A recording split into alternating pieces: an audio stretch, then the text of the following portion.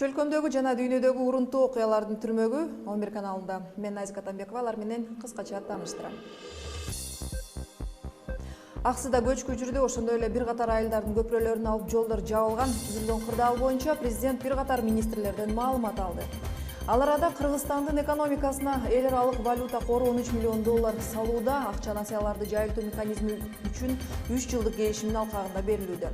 Ошондой эле Нормандия төрттүгүнө кирген лидерлер Путин менен жолугушуунун айланасында көрүшүүдө. Минск келишимин аткаруу боюнча Орусиянын пикирин билүү үчүн Меркель жолугушууну пландоодо. Кененирээк алдыдагы мүнөттөрдө.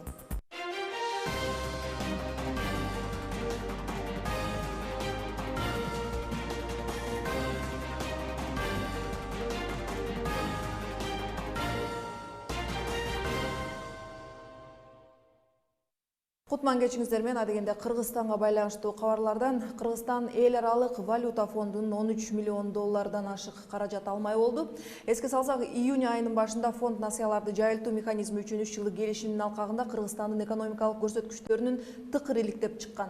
Анын жыйынтыгы менен Кыргызстанга токтоосуз жардам көрсөтүүнүн жалпы суммасы 40,3 миллион долларга жетет. Өткөн жылы түзүлгөн келишимге ылайык Кыргызстан буга чейин 26,9 миллион доллар алган. Программанын жалпы суммасы 92,4 миллион долларды түзөт. Ошентип, бул каражаттын баары улуттук экономиканы колдоого жумшалат. Эми өлкө боюнча жааган жамгырдын кесепеттери туурасында баяндап баштасак, Жалал Абад облусундагы Аксы районунда көчкү жүргөндүгү тууралуу Өзгөчө кырдаалдар министрлигинин маалымат кызматы билдирди. Кырсык жекшемби күнү Эчкили сай айылында болуп өттү. Көчкүнүн узундугу 200 метр, туурасы 20 метрди түзүп, бир сарай менен үйдүн алдын басып алган. Эскерте кетсек, туруксуз аба ырайынан улам Чүй, Нарын, Талас, Баткен, Жалал Абад облустарында дарыялардын деңгээли көтөрүлүп, турак жайлардын, мал сарайлары жана үлүш жерлерин суу каптаган. Мындан тышкары көпүрө менен унаа жолдордун айрым бөлүктөрүн жеп кеткен. Ал арада Алмазбек Атамбаев өзгөчө кырдаалдар министри Кубатбек Бороновду кабыл алып, өзгөчө кырдаалды алдын алууну тапшырды. Суу ташкындап өлкөгө кандай коркунуч алып келет? Селдин кесепеттерине каршы министрлик кандай чара көрүүдө? Кебиздин өзгөчө кырдаалдар министрлигинин алдындагы ыкчам башкармалыгынын башчысы Урмат Шамыркановго бир катар суроолорду узатабыз. Урмат мырза, быйылкы жылы Кыргызстандын бардык аймагында сел, жер көчкү кырсыктар көп катталды. Бул табигый кырсыктарды алдын ала болоорун билсе болот беле? Ооба, өзүңүздөргө маалым, биздин министрлик баягы башка жана мамлекеттик органдардын дагы ичиндеги баягы мониторинг жүргүзүп аткан, өзүнүн тармагы боюнча мониторинг жүргүзүп аткан кызматтар бар да, ошолор менен чогуу чараны жылдын башында дайыма ушундай прогноздук материалдарды жиберебиз. Ошол эле мамлекеттик органдарга, кайра жана жергиликтүү бийликтерге, губернатордон баштап акимдерге чейин, айыл өкмөттөрүнө чейин ошол алардын аймагында боло турган 16-жылы кандай болуп кете турган коркунучтор бар экендиги жөнүндөгү маалыматтарды. Ал эми жанагындай жалпылаган китебибиз бар, прогноз деген. Муну биз жогорку жетекчиликке, жогорку кеңеш, өкмөт, анан президентке, коргоо кеңешине жиберебиз. Ушул китепте жана прогноздук материалдарда баардык аймактарда боло турган коркунучтар камтылган. Бул жолдор жана объектилер, айыл аймактардын ичиндеги каналдардын кайсыл жерлери начар акыбалда экенинен бери, жер көчкүлөр, сел жүрүүчү сайлар, анан кайсыл дарыяларда кандай деңгээлдеги суу ташкындары жүрө тургандары бар камтылган. Ошондуктан жылыга мына быйыл 13-жыл болуп атат ушундай материалдарды берип аткандарыбызга. Ошондуктан жергиликтүү бийлик жана тийиштүү мамлекеттик органдар баардыгы кайерде кандай эмне боло тургандыгы жөнүндө маалым. Учурда Кыргызстанда шаар кыштактарга коркунуч жарата турган канча дарыялар бар? Министрлик андай кооптуу болгон аймактарга кандай чараларды көрүп жатасыздар? Жалпылап айта турган болсом, бүгүнкү күнү Кыргызстандын аймагында 23.400-дөн ашык коркунучтуу участоктор, зоналар, объектилер бар деп айтайын. Буну бөлөйүн. Анын ичинен 16.300-ü бул табигый жана техногендик коркунучтар болуп эсептелет. Ал эми ошол 16.000-ден ичинен 11.000-ден ашыгы бул табигый мүнөздөгүлөр да, булар селдер, жер көчкүлөр. Эми ошолордун цифрларын тактап айта кетейин. Мына 5.000-и, ошонун ичинен 5.000-и бул жер көчкүсү. Ошол 5.000 жер көчкүнүн ичинен 1072'si 600 халк жайгашкан конуштарга коркунучун туудуруп келет. Эми ошол жер көчкү боюнча токтолуп кете турган болсом, мына жылдын башында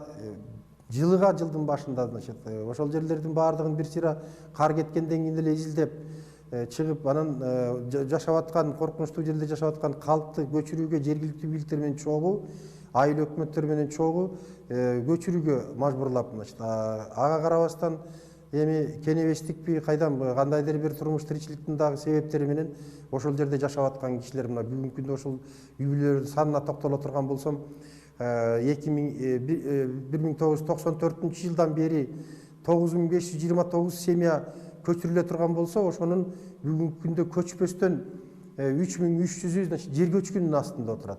Калгандары суу ташкындай турган жээктерде жайгашып көчпөй отурушат. Эми өзүбүзгө өзүбүз жооп берем дегендей тил кат жазып коюп атат, бирок буга карабашыбыз керек.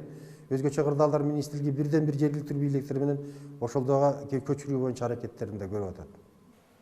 Айтсаңыз, азыр учурда каржылык маселелери кандай чечилип жатат? Казынадан канча каражат бөлүнүүдө? Бул каражаттар жетип атабы?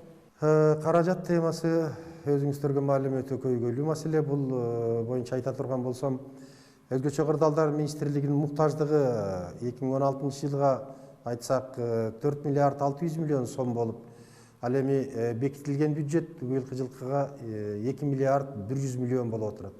Бул жерден тактап айтып кетейин, 2 миллиард 100 миллион жалаң эле ошол жанагы алдын алуу жумуштарына жана кесепеттерин жоюу жумуштарына эмес, ошол биздин министрликтин курамында турган өрткө каршы кызматы, билесиңер, биздин министрликтин саны 5,5 миң киши боло турган болсо, бүт структуралардын саны, ошонун ичинен 3000ге жакыны өрткө каршы кызматтары, 700ге жакыны кыргыз гидромет деген, булар дагы ошол алдын алуу жумуштарына ылайыкталган. Ошондуктан ошол жана 2 миллиард 100 миллиондун ичинде булардын дагы баягы айлык маянасы жана ошол бүт базалардын мындай бир содержаниясы деп коеюнчу, ушундай каралганда, ал эми министрликтер өзүнүн ошол бюджеттин эсебинен дамбаларды да салып атат. Бул 56 капиталдык дамба биздин планыбызда турат. 249 жана атайын алдын алуу иштерин жүргүзүүгө участоктардагы мындай бир кыска мөөнөттө келчү селдерден сактап калуучу дамбаларды салып атат. Ал эми бул жерден белгилеп кетишибиз керек. Жалаң эле өзгөчө кырдаалдар, биздин өзгөчө кырдаалдар министрлигине тийиштүү эмес. Ошол жерде өздөрүнүн объектилерин сактай турган, мына министерство транспортто ала турган болсок, алар өзүнүн жолун, көпүрөсүн сакташы керек.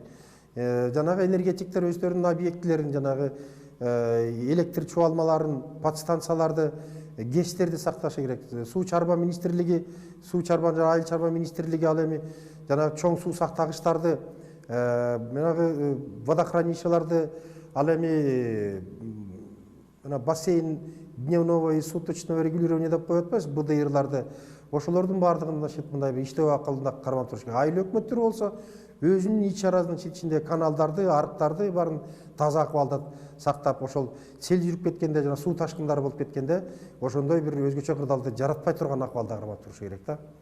Негизи Кыргызстанда болгон жаратылыш кырсыктары болгон учурда кеткен зыяндын ордун толтуруу бир гана бюджеттен алынабы же эл аралык уюмдарда жардам кылышабы? Болсо жаз келгенден бери кайсыл уюм эмне жардам берди? Эми бул көп маселелер бар да. Биз эл аралык уюмдардан чоң эле жардам алып атат десек болсок болот. Бирок бул жерден дагы белгилеп кетишим керек. Жалаң эле эл аралык уюмдар эмес, биздин өзүбүздүн элибиз дагы, мамлекеттик органдар дагы, жана партиялар, жогорку кеңештин фракциялары дагы ушундай бир өзгөчө кырдаалдар жаралып, жабыркап аткандарга жардам берип келатат да. Ал эми жана эл аралык кызматташтык боюнча айтып кете турган болсом, дагы биз ПРООндон, Дүйнөлүк банктан жана башка эл аралык уюмдардан жардамдарды алып атабыз. Жанагындай оборудование эсебинде машиналерди, техникаларды алып атабыз. Бирок баары бир деле жетишсиз. Алар да өзүнүн мүмкүнчүлүгүнө карата жардам берет. Даже жана эксперттерди дагы жиберип, кандай ушул жерлерде мындай бир чара колдонуу керек деген ыкмаларын үйрөтүү боюнча дагы иштер жүргүзүп атат. Ал эми ушул жерден кыскача белгилеп кете турганым, жана бизде республикабызда Советтер Союзунан калган уран калдыктары жайгашкан хвостохранилищаларга мурун Евразия иштеп койчу, азыр СНГнын алкагында түзүлгөн атайын мамлекеттер аралык программабыз бар. Бул жерде 5 мамлекет катышат: Россия, Казакстан, Белоруссия, Кыргызстан, Тажикстан. Ушулардын жардамы менен азыркы күндө Кажы Сай менен Миң Куш шаарчаларындагы байкашкан уран калдыктарды хвостохранилищаларда реабилитациялоо жана ошонун территориясын эркөлтүп атса иштерин мындай проект смет документациялары бүтүп, буюрса мына эмдик жылдан баштап курулуштар башталат деп күтүп отурабыз. Бунун көлөмү 16 миллион доллардан ашыгыраак болуп турат. Ал эми Евросоюздун эсебинен ошол эле Майлуу суу шаарындагы калдык сакталган жайлар жана жер көчкүлөр, ошондой эле жанагы шаардын таза суу менен камсыздоо көйгөйлүү проблемалар маселелери чечилет деп ошондон дагы мына негиздемелерди түзөт деп жаңы соглашение келди. Аны биздин парламентибиз жакында өткөн жумада колдоп беришти. Буюрса ошо ишке аша турган болсо, бул да жардам келет.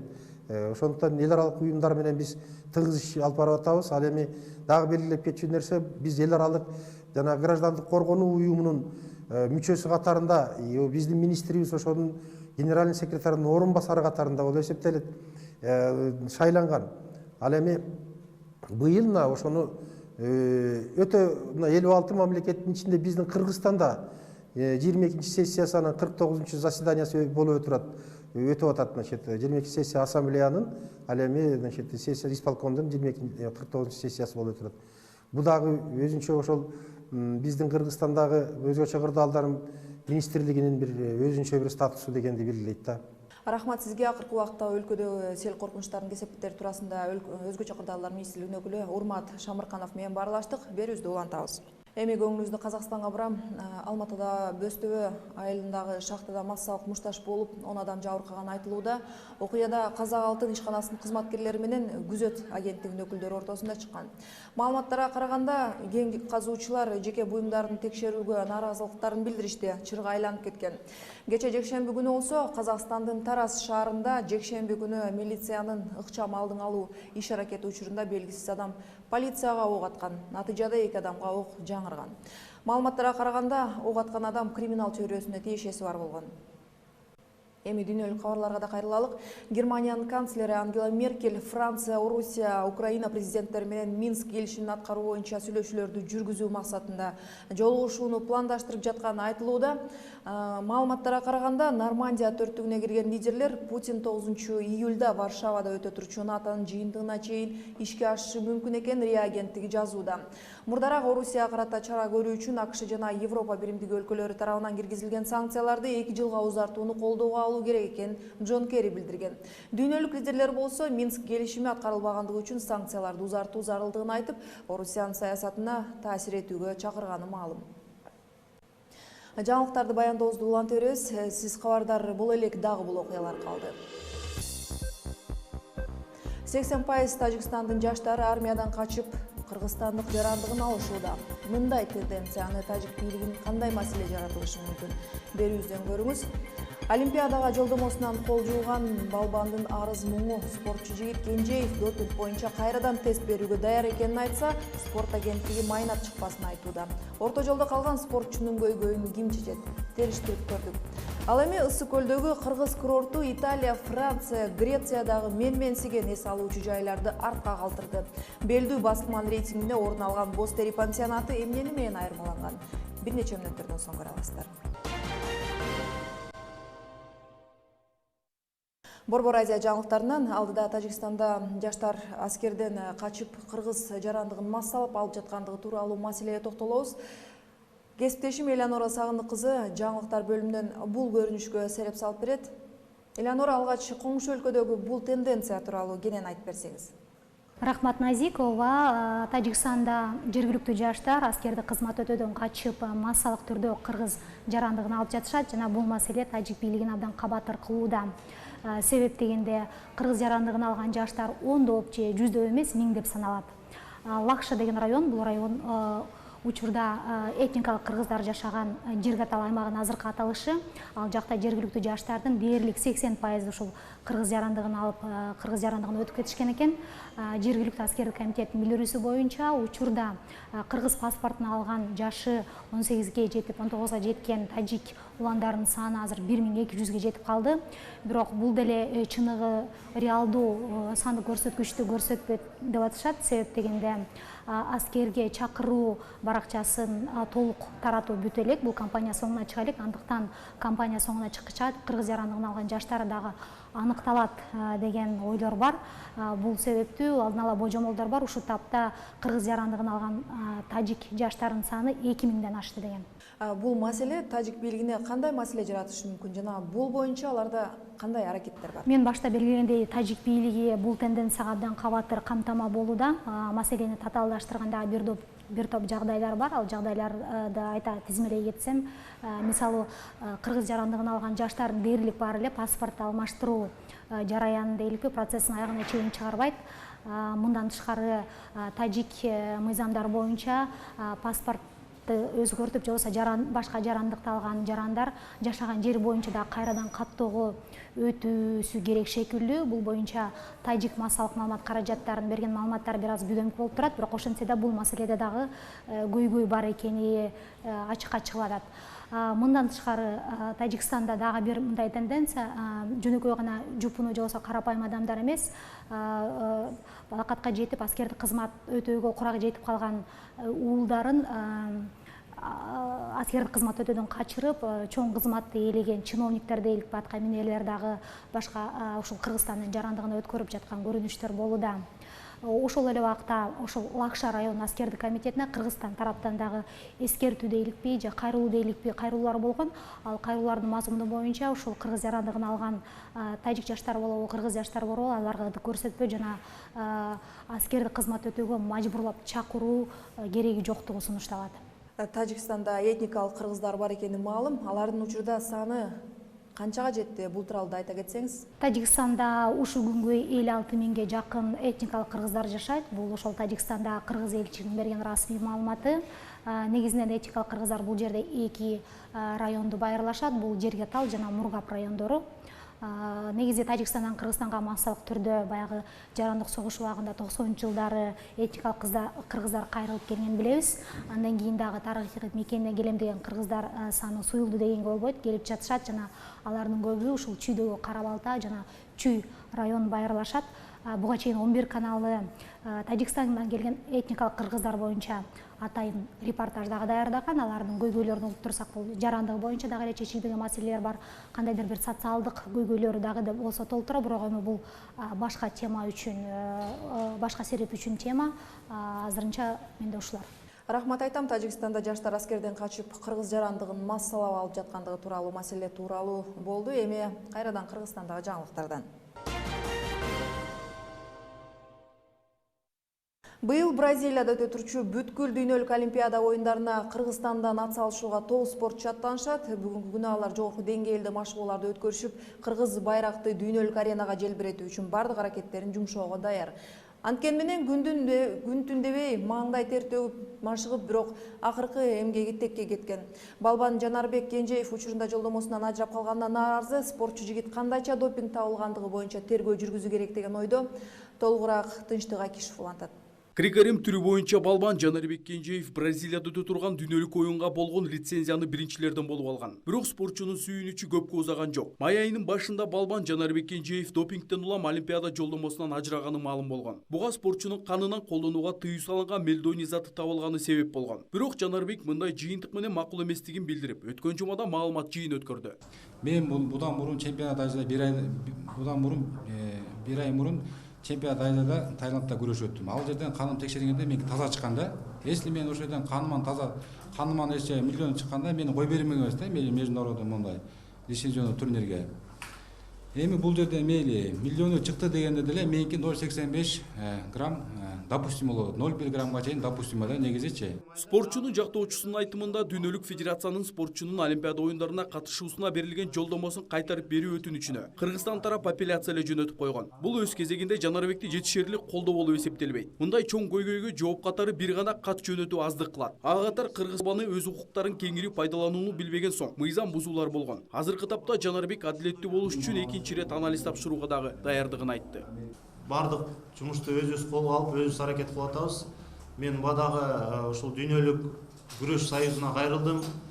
Бизге ошол Жанарбектин негизги эрежелер боюнча берилген укуктарына мүмкүнчүлүк бергиле, биз ошону колдонолу. Ошол эле проба Б-ны алганга бергиле мүмкүнчүлүктү. Себеби федерация бардыгы өзү кылабыз деп атып, ошонун бардык убактылар мөөнөттөрү өтүп кеткен экен. Бунун эң акыркысы 2-майга чейин болуш экен. Ал арада Кыргызстандын намысын коргогону Олимпиада оюндарына 9 спортчу барары айтылууда. Кыргызстандын намысын коргоого даярданып жаткан спортчулар спорттун 8 түрү боюнча күч сынашмакчы. Ал эми кыргыз дзюдочулары дүйнөдөгү күчтүү балбандардын катарына кирет. Ошол себептен спорт сүйүүчүлөр дзюдочуларга көп нерсе үмүт артышат. Жанарбектикинде абал айрым Орусия спортчуларын дагы бушайманга салды. Эске сала кетсек, белгилүү теннисчи Мария Шарапованын дагы канынан жогорудагыдай зат табылган. Бирок теннисчи мындай жыйынтык менен макул болбой Дүйнөлүк федерациянын сотко берүүсүн маалымдаган. Мамлекеттик жаштар жана тарбия жана спорт агенттигинин спорттун олимпиада түрлөрү боюнча дирекциясынын башчысы Төлөсүн Ысыралиев менен дал ушул лицензиядан айрылган спортчунун жагдайы жана Бразилияга болгон даярдык туурасында маектешебиз. Саламатсызбы? Адегенде эле лицензиядан кол жууп калган спортчунун маселеси туурасында сурасак, негизи сиздер ошол эле күрөш федерациясы Кенжеевдин жолдомосун сактап калсаңар болот беле? Жанарбек Кенжеев 31 жайкы өтө турган жайкы олимпиадага Бразилияга жолдомо Астана шаарында өткөн эл аралык мелдеште олимпиадага жолдомо утуп алган. Бул март айында болгон. 18 мартта Жанарбек Кенжеев ошол мелдеште экинчи орунду ээлеп, ошол жерден анализ тапшырган. Бул дүйнөлүк допингге каршы агенттиги анализ алгандагы Кенжеевдин анализи положительный болуп чыккан. Бул 0,85 миллиграмм канынан милдронат табылган. Бул боюнча бизге дүйнөлүк допингге каршы агенттигинин каты келген. Бирок 22 апрелде биз дүйнөлүк агенттик допингге каршы агенттигинен повторно кайра каты келген. Жанарбек Кенжеевдин тапшырган анализдери 0,85 миллиграмм болгондуктан бул эл аралык мелдештерге жана олимпиада даярдыктарга катышууга мүмкүнчүлүгү бар деп. То есть бул катышууга, мелдешке катышууга допустимый норма болгон. Эмнегедир биз 11 майда Дүйнөлүк күрөш федерациясынан кат келди бизге.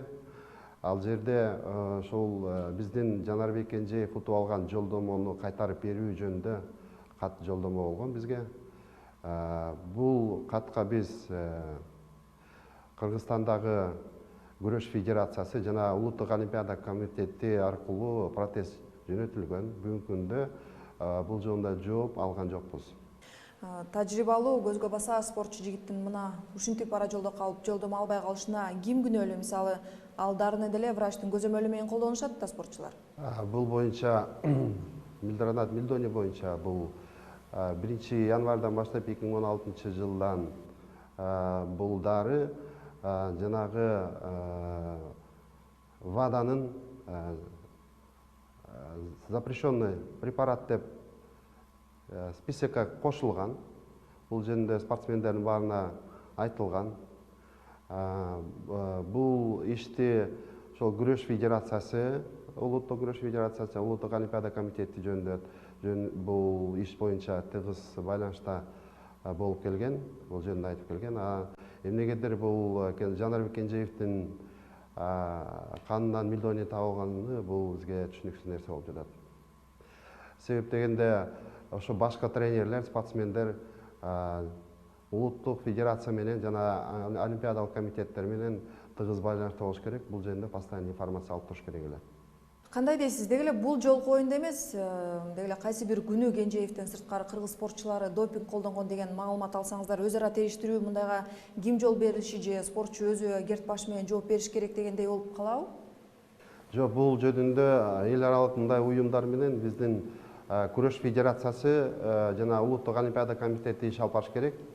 Ал эми биздин дирекция спорттун олимпиадалык түрү боюнча биз ошол спортсмендерди олимпиадага даярдыгы жөнүндө жана эл аралык мелдештерге катышуу жөнүндө маселесин багып биз финансы жактанбы, башка жактан да каржылоо маселесин биз даярдап беребиз. Келиңиз эми оюнга болгон даярдыктар тууралуу сүйлөшсөк, азыркы жолдомо алган спортчулардын потенциалы кандай болууда? Быйыл Бразилияда өтө турган 31-чи жайкы олимпиадага Кыргызстан 17 жолдомо утуп алган. Бул 8 спорттун түрү боюнча жана 2 паралимпиадалык түрү. Ошо менен Кыргызстан бүгүнкү күндө 19 жолдомосу бар. Спортсмендерибиз бүгүнкү күндө даярдыкты өтүп жатат.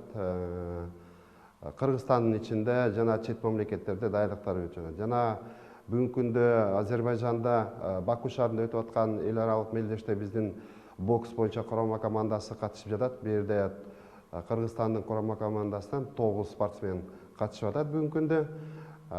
Биз дагы Кыргызстандын жолдомосу да көбөйөт деген жакшы ойдобуз. Кудай буюрса 1-2 күндө дагы жообун айтабыз. Рахмат айтам Төлөсүн мырза. Мамлекеттик жаштар дене тарбия жана спорт агенттигинин спорттун олимпиада түрлөрү боюнча дирекциясынын башчысы Төлөсүн Сыралиев менен олимпиадалык оюндардын тегерегинде баарылаштык. Эми Кыргызстандагы кереметтүү жерлердин бири болгон Ысык көлдүн белдүү басылманын рейтингге киргени туурасында айта кетелик. Ысык көлдөгү Бостери айылы Forbes журналынын орус версиясында мыкты курорттордун тизмесине 2-чи орунду ээледи. Басылма Туркия менен Египтин ордунда россиялыктар бара турчу жаңы 10 курортту сунуштаган. Бостери Ысык көлдүнүн жээгинде жайгашып, Кыргыз Байкалы деп аталарын жазган журнал аталган курорт ден соолукту чыңдоочу жай экенин белгилейт. Тизменин 1-чи сабында Азербайжандын Каспий деңизинин жээгинде жайгашкан Ленкорань шаары турат. 3-чү орунда Румыния менен чектешкен Варна порт шаары ээлеген. Ошентип кыргыз курорту Италия, Франция, Греция, Кытай жана Португалия сыяктуу мамлекеттерди артка калтырды. Мына ушундай кабарлар бүгүнкү жаңылыктарды жыйынтыктайт. Ободон кеткен жаңылыктар 11 чекит кежи сайтында да жайгаштырылууда.